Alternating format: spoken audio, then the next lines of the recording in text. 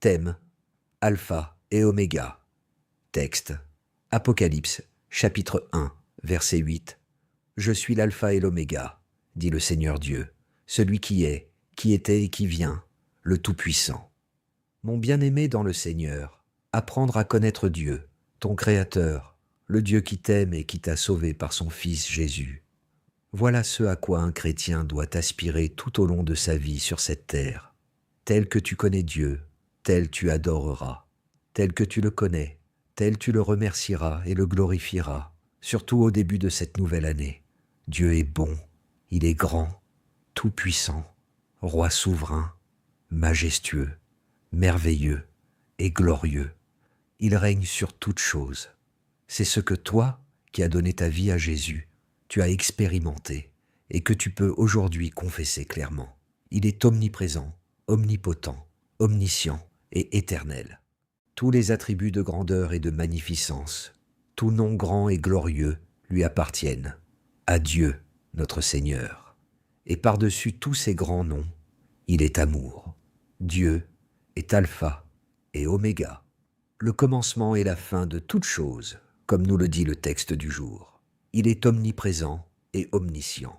C'est pourquoi il nous dit dans le livre d'Ésaïe qu'il annonce dès le commencement ce qui doit arriver, et qu'il prédit longtemps à l'avance ce qui n'est pas encore accompli. Ésaïe 46, 10. Tout ce qu'il a dit, il l'a exécuté. Tout ce qu'il a voulu, il l'a fait. Autrement dit, il a accompli tout ce qui est sorti de sa bouche. Dieu connaît la fin dès le commencement. C'est pour cela qu'il a pu dire à Isaac et à Rebecca que Jacob, le plus jeune, dominera et sera plus grand qu'Ésaü, l'aîné. Les enfants n'étaient pas encore nés et n'avaient fait ni bien ni mal. Pourtant, Dieu avait déjà dit à leur mère, « L'aîné servira le plus jeune ». Dieu, qui est omniscient, connaissait les décisions qu'Ésaü prendrait dans sa vie. Ce seraient des choix de la chair plutôt que de l'esprit. À propos d'Ésaü, il est écrit dans l'Épître aux Hébreux, Hébreux 12, 16. « Veillez à ce que personne ne soit immoral ou profane comme Ésaü, qui, pour un seul repas, vendit son droit d'aînesse.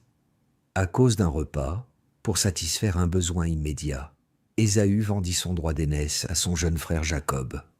Cette décision lui coûta toutes les bénédictions liées à ce droit. Dieu connaît la fin dès le commencement. Il connaît aussi, dès le début, la fin de cette nouvelle année 2026. Dieu, qui est omniscient, connaît la fin dès le commencement. Tout ce que Dieu a dit, toutes les promesses contenues dans sa parole, se sont accomplies et s'accompliront certainement. Dieu connaît la fin de chacune de ses créatures. Il sait qui sera perdu et qui sera sauvé, par sa parfaite connaissance de toutes choses dès le début. Cependant, cela ne signifie pas que Dieu décide qui va en enfer ou qui sera sauvé. Être sauvé et entrer au ciel est un choix de l'homme. Marcher dans la volonté de Dieu et dans l'appel de Dieu pour ta vie, en cette nouvelle année, cela aussi est un choix. Dieu, qui connaît déjà dès le commencement la fin de l'année 2026, veut nous parler. Il nous a parlé et nous a dit que l'année 2026 est l'année de la paix intérieure pour ses enfants. Il le confirme par le verset clé de l'année, tiré des psaumes, psaume 72, 7. Sous son règne, le juste fleurira, et la paix sera grande, tant que la lune subsistera. En Christ, tu es déjà juste. Le règne de Christ et de son esprit dans ta vie t'influencera positivement.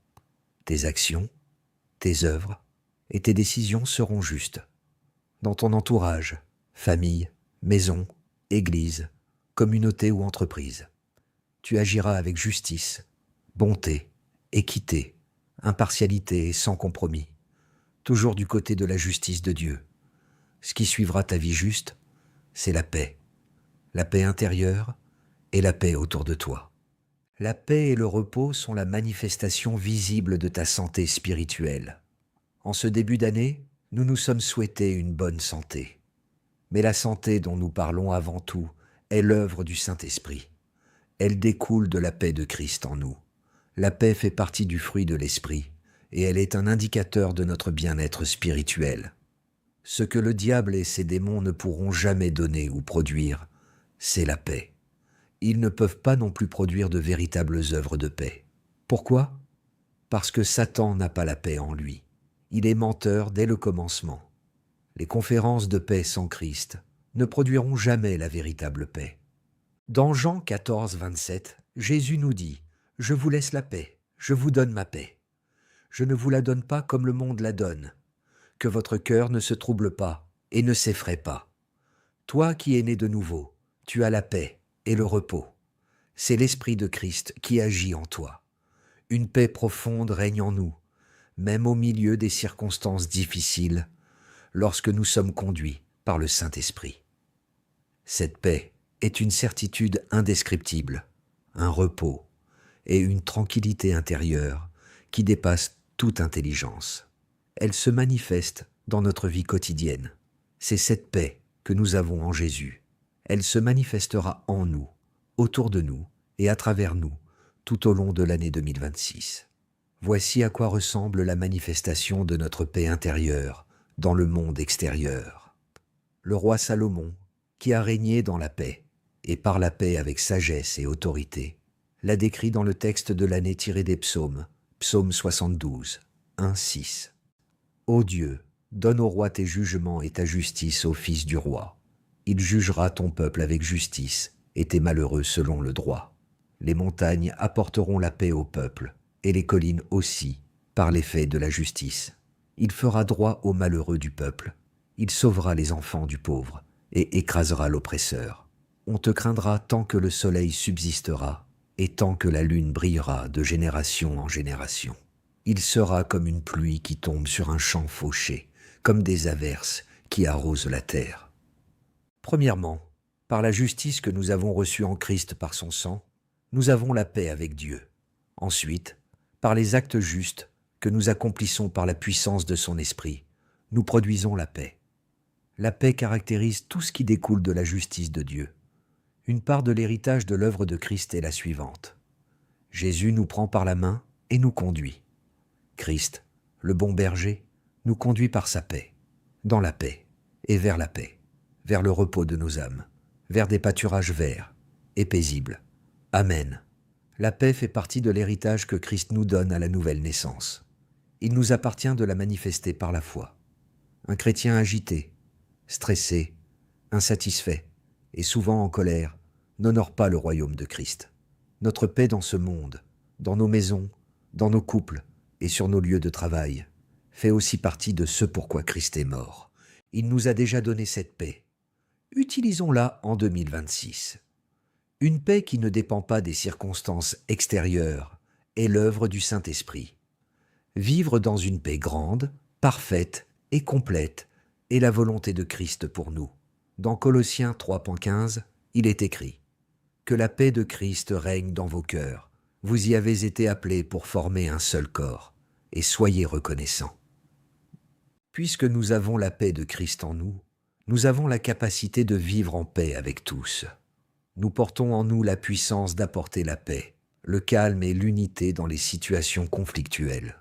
En 2026, nous devons être encore plus conscients que Christ, le Prince de la paix, vit en nous. En ce premier jour de l'année, nous déclarons et confessons que la paix de Dieu se manifeste visiblement, puissamment et incontestablement dans nos vies, profondément en nous et autour de nous. Nous marcherons la tête haute dans cette paix. Nos familles, amis, collègues, responsables, collaborateurs et même nos ennemis le verront.